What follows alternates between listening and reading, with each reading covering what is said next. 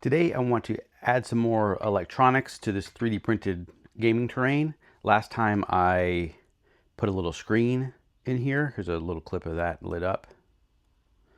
And today I want to add some RGB lighting to these. I have two different LED form factors that I want to put in here. The first one is this LED strip. This is just like a smaller version of your regular LED strip that everyone uses. This one it's 2.7 millimeters. It's very small, and it's it's RGB, so can do all the colors. And the other one is this. This is a 50/50 Neopixel. It's basically one of the modules that's on these LED strips. What I want to do is I want to put the strip in here, so in this area here, just behind the plastic. And I actually made a little test piece to see how that's going to work.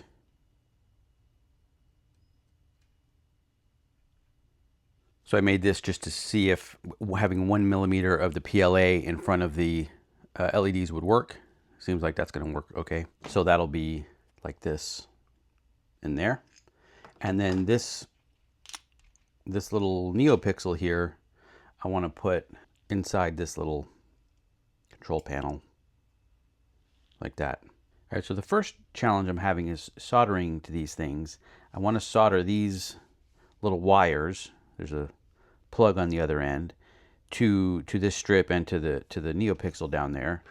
And these are really small, so on this one I need to attach 2 wires on this side, the +5 in the ground, and then another wire on the other side, and then another wire on the other end. So this is like data in over here and data out over there, and there's a similar situation, +5 in ground and then data in, data out.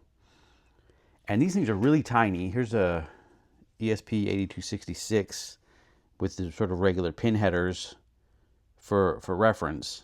It's about half the size. And so I'm having a bit of trouble soldering this. Here's my first attempt. It's really terrible. So you can see I melted the insulation, kind of burnt up some stuff. When I plugged this one in, it lit up for a few seconds and then it started smoking. Something shorted, I think, in there somewhere. So I've done some analysis and come up with these top 3 factors contributing to my suboptimal soldering outcomes. Factor number 3, temperature control. When soldering these small components, it's important to have the soldering iron just hot enough to melt the solder and no hotter, so you don't end up putting too much heat into the part and melting something. And my soldering iron has a temperature control knob, but I can't set a specific temperature, so it's just sort of a mystery knob. 3 is whatever 3 is and 4 is whatever 4 is, but I don't know what temperature that is. And then the other thing that makes it difficult to use for this is that it takes quite a long time for it to settle at whatever temperature it's going to settle at. And so it's difficult to get the right temperature. And our proposed solution, get a better soldering iron. So I got this one, which allows me to set a specific temperature, and just like that, it's already reached that temperature. It's hot already. And I can set a different temperature, and it's already there. And also it has a much smaller, pointier tip than my other soldering iron, so that should help. Factor number 2, work holding. So all these parts are so small and lightweight that when trying to solder it, everything sort of moves around with the soldering iron, and by the time you get it stuck, you've put way too much heat into the part and melted something in the LEDs or melted all the insulation off the wire. And so I need a way to hold everything in place. And our proposed solution, make a fixture to hold the thing in place. So I made this little fixture that can hold the wires right where I need them, even with the bend in them where I want the bend. I can overlay that onto the strip right there, and then it holds the wires exactly where I need them to be. So all I need to do is touch that for the minimum amount of time I needed to get the solder to melt, and it's there. And then the number 1 factor contributing to my suboptimal soldering outcomes. Wait, what? What's the proposed solution for this one? Get good noob. Okay. Here's a quick tip for these LED strips. They always have this peel off tape on the back. And sometimes you want that and sometimes you don't. In this case, I don't want it. In any case, I have to at least remove the part that's covering the contacts I need to solder to. You can kind of poke at the edge of that and peel it up and peel the whole thing off. I didn't know that till yesterday, so now you know too. So now I have the wires into the little fixture here, and I'm preparing some solder onto the pads, and then just sort of solder them on, and then I flip it over, and the pads are right on the other side, sort of right between the ones that I just did, and then I have to bend the wire around to get these wires onto there, and then test it, and it works. And then I also put some hot glue on there to prevent shorts, and here it is. And I had to sort of trim the hot glue to get it to be the right size to fit into the piece. Okay, I've been practicing a little more, and I have now another fixture for the little Neopixel, the little square guy here. And the first thing, well, first of all, it's a two-stage fixture for the wires. And if you see on the Neopixel there on the corner, the one that's at the top in the video, it has a little line across the corner that indicates that the solder pad on that corner is where the ground is. And I have just a Sharpie mark on the edge of my fixture to tell me that that's where that ground goes. Fits nice and snugly in there. Now that I have it in there, I want to put a little bit of solder onto the pads. So flux it first.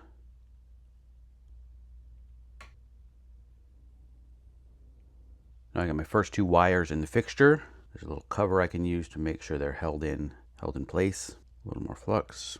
I should be able to just sort of push those wires into the solder.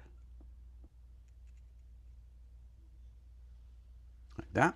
And now I bring in the second part that will accommodate all four wires. Looks something like that with all the wires in it. A little flux.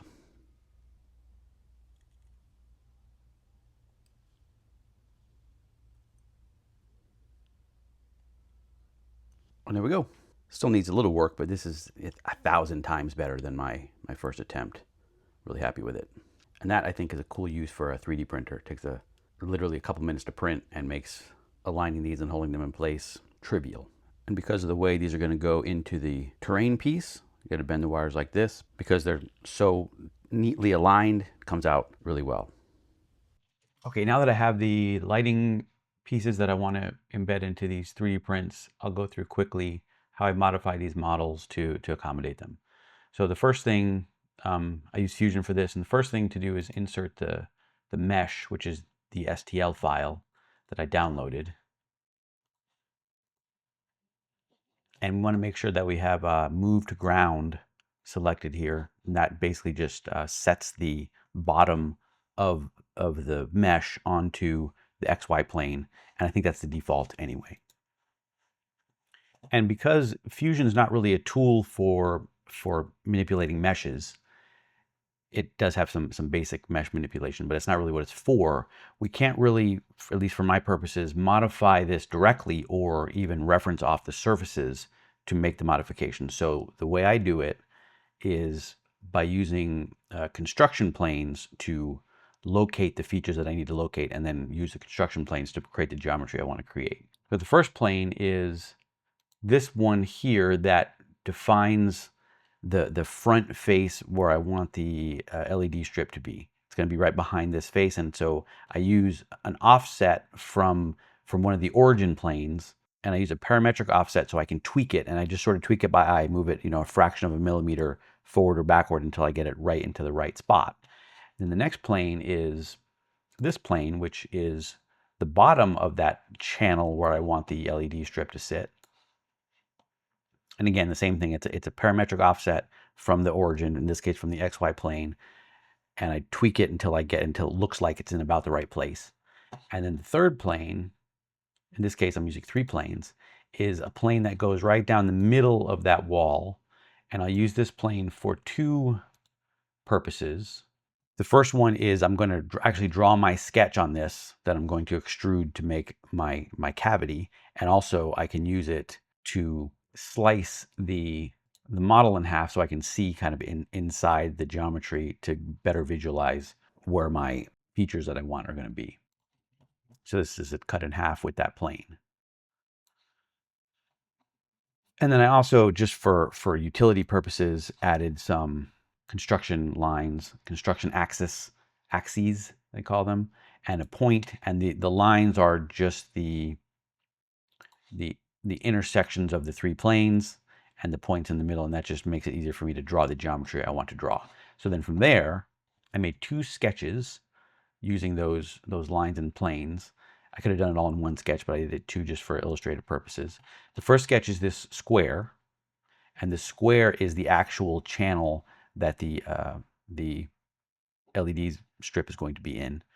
And I have to be careful to make sure I'm far enough off the surface, because remember this surface is sort of infinitesimally small. So I have to be off. This is about 1 millimeter between the front face of the surface here and the beginning of my channel. So that's 1 millimeter of plastic that'll be there. If you make it too thin, then it might not print or whatever. And then the second sketch is this other shape, which if I zoom out, you can see that it goes all the way down. And this is the sort of duct that the wires will go through to get out to the bottom. And then if I extrude that, where is that? I get this object. And this is sort of the negative of the space that I want to create inside the model. See this section up here, that's the little channel where the LED strip will be. And then this part down here is the duct where the wire will run, and it runs out the bottom down there. I want to use this to basically cut into the mesh that I downloaded and I imported before. So before I do that, though, I have to turn this solid object into a mesh.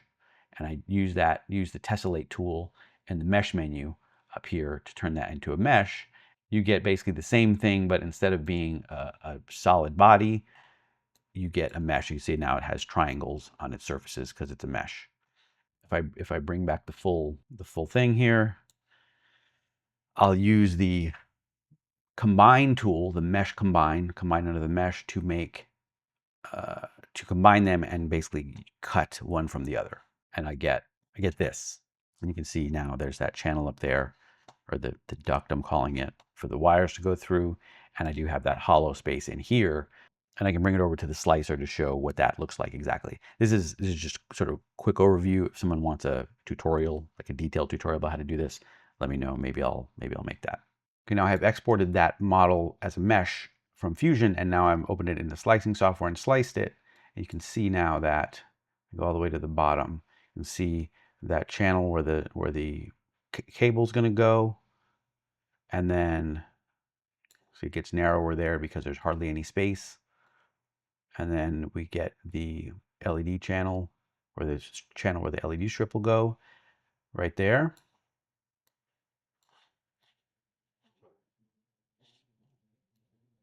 And if I pause the print right here, I can insert the LED strip.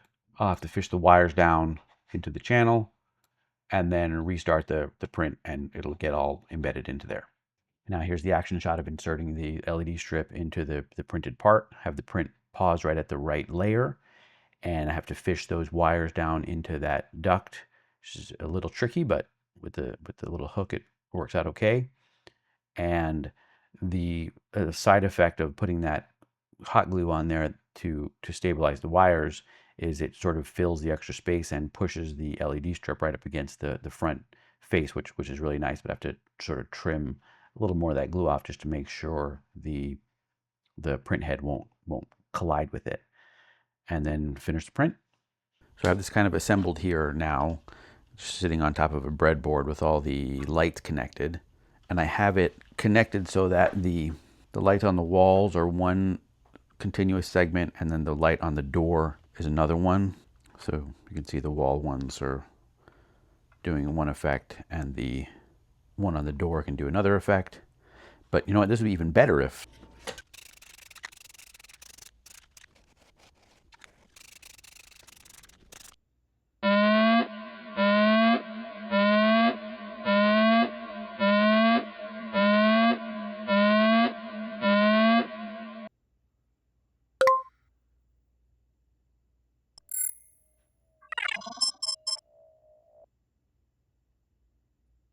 or something like that. I don't know. So if you like this, you think this is cool, make sure to subscribe. You know, stay tuned to this channel because I'm gonna do more of this. I have some RFID readers I want to put in there, and I got some lasers, laser put in there, stepper motors, and whatever else I can think of to add to this to make my puzzle game that I want to make. So hope you liked it. See you next time.